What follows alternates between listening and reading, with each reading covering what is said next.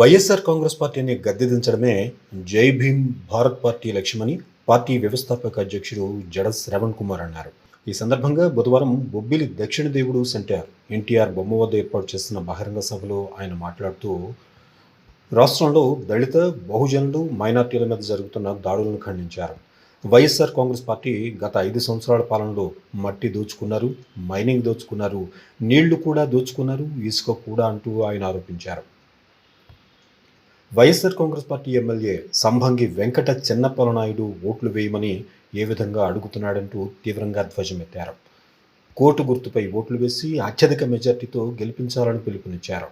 బొబ్బిలి జై Bhim party MLA అభ్యర్థి మరడాన వెంకటనాయుడు మాట్లాడుతూ వైఎస్ఆర్ కాంగ్రెస్ పార్టీ తరపున పనిచేశానని, గతంలో ఆ పార్టీ నాకు, నా గ్రామానికి నమ్మక ద్రోహం చేసిందని, నా యొక్క కుటుంబ సభ్యులను బాగా ఇబ్బందులకు గురి చేశారని అన్నారు. అలాగే మా గ్రామం తెర్ల మండలం వదువోలుకు రహదారి మార్గాలు లేవని, గ్రామంలో అభివృద్ధి లేదని, తాగునీటికి ఇబ్బంది పడుతున్నామని చెప్పారు. వైఎస్ఆర్ కాంగ్రెస్ పార్టీని నమ్ముకుంటే మా గ్రామాల ప్రజల జీవితాలు నాశనం చేశారని ఆరోపించారు. ఈ సమావేశానికి ముందుగా స్థానిక సూర్య రెసిడెన్సీ నుంచి భారీ జన సందోహంతో ర్యాలీగా గాంధీ బొమ్మ మీదుగా స్థానిక దక్షిణ దేవుడు సెంటర్కు చేరుకుని అక్కడి బహిరంగ సభలో పాల్గొన్నారు.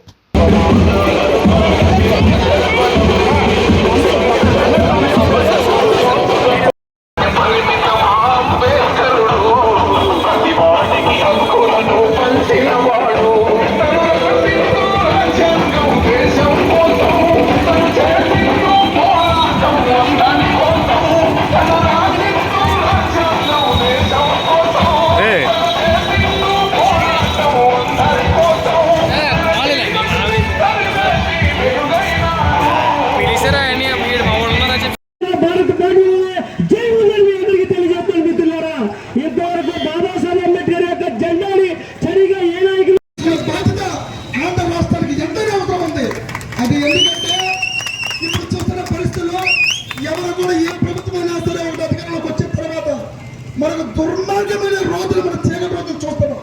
ఆ చీకటి రోజులు తోలడానికే ఒక సూర్యుడు పుట్టాడు, అతనే జడ శ్రవణ్ కుమార్.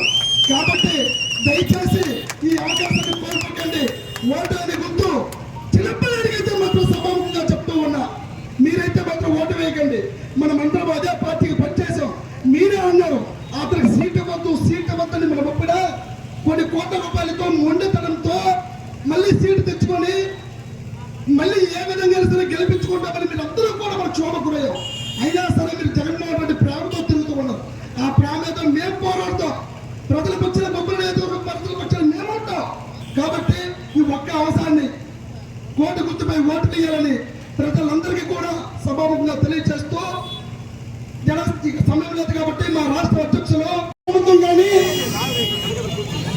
ప్రభుత్వ ఎన్నికలలో ఒక పార్టీ అధికారంలో వచ్చిన తర్వాత గత చరిత్ర చూస్తే ప్రతిపక్షాలని ఏ విధంగా అయితే గొంతుకెక్కారో, ఎవరు కూడా రాష్ట్ర బాధ్యతలను కూడా తీసుకోవాలనే పరిస్థితిలో ఉన్నప్పుడు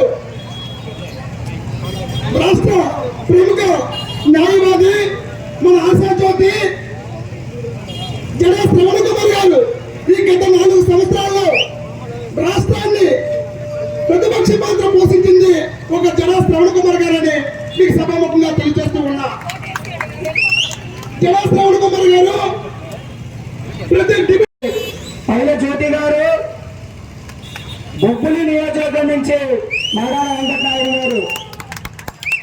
మరి ఈరోజు జిల్లాలో ఒక ప్రాంతీయ పార్టీ మొట్టమొదటిసారిగా మీ ముందుకు వచ్చింది. బొబ్బిలి నియోజక ప్రజలందరూ కూడా జై భీమ్ పార్టీని ఆశీర్వదించి పార్టీని బలపరిచి మరి పార్టీ యొక్క పార్టీ యొక్క గుర్తు కోటు గుర్తు మీద మీ అమూల్యమైన ఓట్లు వేసి గెలిపించి విజయనగరం జిల్లాలో ఉన్న ఎస్సీ, ఎస్టీ, బీసీ, మైనార్టీల పార్టీ అయినటువంటి జై భీమ్ పార్టీని బలపరుస్తారని కోరుకుంటున్నాను. 25 ఎంపీ క్యాండిడేట్లు పెట్టిన మొట్టమొదటి పార్టీ జై భీమ్ భారత్ పార్టీ. మరి ఈరోజు మన ముందు జై భీమ్ భారత్ పార్టీ వ్యవస్థాపకులు మాజీ న్యాయమూర్తి గారు జై భీమరావు పార్టీ వ్యవస్థాపకులు రథసారథి మన ముందుకు ఈరోజు బొబ్బిలిగడ్డ మీదకి వచ్చి ఉన్నారు. మరి విజయనగరం జిల్లాలో విజయనగరం ఎంపీగా చిన్న అరుణ్ కుమార్ గారు, విజయనగరం ఎమ్మెల్యే అభ్యర్థిగా నేనైనటువంటి చింతపల్లి దుర్గారావు, మరి నెల్లిమల్ల నియోజకవర్గం సంబంధించి కంపల్ నర్సయ్య గారు, చీపురుపల్లి నియోజకవర్గం సంబంధించి ఎలుక కుందేలు స్టోరీ. ఎలుక చాలా ఫాస్ట్గా పరిగెత్తదు, కుందేలు తాబేలు, ఎలుక తాబేలు స్టోరీ నాకు తెలియదు. కానీ వైఎస్ఆర్సీపీ ఎమ్మెల్యేని మాత్రం ఇదిగో మా అభ్యర్థి రేపొద్దున ఓటమి అంచుల్లోకి తీసుకెళ్లి ఒక్క తన్ని బయటకు వస్తాడని నేనైతే మీ అందరికీ కూడా మాటిస్తున్నా. జరగబోయేటువంటి ప్రతి ఎలక్షన్ కూడా మంచిది. మీ అందరూ కూడా మీ ఓటు హక్కును వినియోగించుకోండి. మీ అభ్యర్థి ఎవరైనా సరే మీరు ఎవరికి ఓటేయాలనుకుంటే మనస్సాక్షిగా చెప్పి ఓటేయండి. 2024 ఎలక్షన్లో నా అభ్యర్థి ఎవరైతే ఉన్నారో, మా పార్టీ అభ్యర్థులు ఎవరైతే ఉన్నారో, విజయనగరంలో నుంచి, పార్వతీపురం నుంచి, చీపురపల్లి నుంచి, రాజాము నుంచి, బొబ్బిలి నుంచి ఉన్నటువంటి ప్రతి నియోజకవర్గంలో అందరూ సామాన్యమైన ప్రజలు, వారందరికీ భరోసా నేను ఇస్తున్నా. వారందరి తరఫున నేను మీకు మాటిస్తున్నా. మీకు కష్టం అంటే మొదటిగా వచ్చేది జనా శ్రావణ్ కుమార్. మీకు కష్టం అంటే వచ్చేది జనా శ్రావణ్ కుమార్. మీకోసం నేను వస్తా, మీ సమస్యలు తీరుస్తా. మీ కష్టం అంటే నేను మీకోసం వస్తా. ఏ ఒక్క 5,000 రూపాయలు ఇచ్చిన ఓటరు, డబ్బులు ఇచ్చిన ఎమ్మెల్యే రాడు. అలాంటి ఎమ్మెల్యే తరఫున మీరు ఓటు వేసినా అది నష్టమైతేనే మీకు మీ తరఫున పోరాడే నేను మా అభ్యర్థులందరికీ కూడా మీ అమూల్యమైన ఓటు కోర్టు గుర్తు మీద వేసి వారందరినీ కూడా అఖండ మెజారిటీతో అసెంబ్లీకి, పార్లమెంట్కి పంపించవలసిందిగా కోరుతున్నా. కూలీ చేస్తే 2 రోజుల వరకు తినేటువంటి పరిస్థితుల్లో ఉన్న వాళ్ళు, ఇంక్లూడింగ్ నేను కూడా, ఒక రోజు ఒక నెల ప్రాక్టీస్ లేకపోతే 2వ నెల బతకలేని పరిస్థితుల్లో ఉండి కూడా ఒక ఆశయం కోసం నిలబడ్డాం, ఒక జెండా పట్టుకొని నిలబడ్డాం, నీలి జెండా కోసం నిలబడ్డాం. రాజకీయాలంటే 100 కోట్లు, 50 కోట్లు, 1,00,000 కోట్ల బిజినెస్ కాదు. రాజకీయాలంటే ఒక ఆల్టర్నేటివ్ పాలిటిక్స్ ప్రజలకు చూపించాలని ఆలోచనతో నిలబడ్డాం. ఆ నిలబడ్డ కారణంగానే 175 నియోజకవర్గాల్లో ఈ రోజున జై భీమ్ పార్టీ అని బాబాసాహెబ్ అంబేద్కర్ ఆలోచనతో ఒక నీలి జెండాను పట్టుకొని సామాన్యులు నుంచున్న పరిస్థితుల్లో ఏం జరగబోతుంది? నేనైతే ఖచ్చితంగా చెప్తున్నా, 100 కోట్ల రూపాయలు ఖర్చు పెట్టిన ఎమ్మెల్యేని కనీసం ఒక్క ఓటుతో అయినా 50 కాన్స్టిట్యున్సీల్లో ఓడించి తీరుతాం. ఇది నేను ఈ సభలో 2024లో మా లక్ష్యం 50 మంది ఎమ్మెల్యేలను ఓడించటం, 2029లో రాజ్యాధికారాన్ని సాధించటం. ఇది మా సుదీర్ఘ ప్రయాణం. మా ప్రయాణంలో ఓటములు ఏమీ ఉండవు. ప్రతి ఓటమి ఒక గెలుపుకి పునాది మాత్రమే. ఓటమి అని మేము ఏ రోజు ఒప్పుకోం. ఎందుకో తెలుసా? ఈ రోజు 150 సంవత్సరాలు చేరుతున్న కాంగ్రెస్ పార్టీ కూడా చేయలేని పని 175 నియోజకవర్గాల్లో అభ్యర్థులు నిలబెట్టి జనా శ్రావణ్ కుమార్ అనే ఒక సామాన్యుడు చేశాడు. ఆలోచించదగినటువంటి విషయం సోదరులు. దోచుకునేది మీరు, ట్రాన్స్ఫర్లో లేకపోతే పోస్టింగ్లలో కోట్ల రూపాయలు దోచుకునేది మీరు, అంగన్వాడీ కోడిగుడ్లు కూడా దోచుకునేది మీరు, ఆఖరికి దుర్గమ్మలో కొబ్బరి చెప్పులు అమ్ముకునేటువంటి ముఖ్యమంత్రి మీ జగన్మోహన్ రెడ్డి. మీరంటే సిద్ధం సభలు పెట్టి ఈరోజు రాష్ట్రంలో సిద్ధం అన్నారు. దేనికి సిద్ధం? దోచుకోవడానికి సిద్ధమా? దోచుకోవడానికి సిద్ధమా?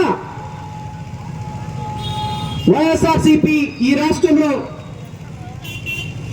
2,40,000 కోట్ల రూపాయల బడ్జెట్ లో ప్రతి సంవత్సరం 80,000 కోట్ల రూపాయలు ఈ దుర్మార్గుల చేతులకు వెళ్ళిపోయినాయి. 80,000 కోట్ల రూపాయలు.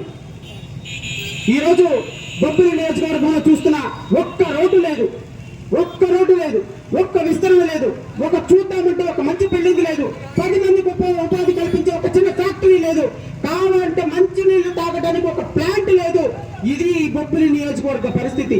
దేనికోసం ఓటేయాలి ఎమ్మెల్యేకి? నువ్వు 6 అడుగులు అందగాడమని ఓటేయాలా? రాష్ట్రాన్ని బాగు చేశాడని మీ ముఖ్యమంత్రికి ఓటేయాలా? ఎస్సీ ఎస్టీలకు బాగు చేశాడని ఓటేయాలా? 125 అడుగుల విగ్రహం అంబేద్కర్కి పెట్టి లక్షల కోట్ల రూపాయలు దళిత బిడ్డల డబ్బులు దోచుకున్న నీచ నికృష్ట దుర్మార్గపు చరిత్ర ఎరగని నీచ ముఖ్యమంత్రి మీ జగన్మోహన్ రెడ్డి ముఖ్యమంత్రి. ఇలాంటి ముఖ్యమంత్రిని, ఇలాంటి ఎమ్మెల్యేలని ఇంటికి పంపించాల్సిన బాధ్యత మీ అందరి మీద ఉంది సోదరులారు, గుర్తుపెట్టుకో. ఈరోజు రాష్ట్రంలో 175 నియోజకవర్గాల్లో జడా శ్రావణ్ కుమార్ అనే ఒక సాధారణమైన న్యాయవాదిని నమ్మి ఇదిగో ఇంతమంది నుంచున్నారు నా వెనుక. ఈరోజు ఒక చెల్లి నుంచింది నా వెనుక, పార్వతీపురం నుంచి ఎమ్మెల్యేగా నుంచింది ఒక సాధారణమైనటువంటి మహిళ, ఇంట్లో నుంచి ఏ రోజు బయటకు రాని మహిళ, అన్నా నేను నుంచుంటాను ఎమ్మెల్యేగా, బాబాసాహెబ్ అంబేద్కర్ జెండా పట్టుకుంటానని నుంచింది.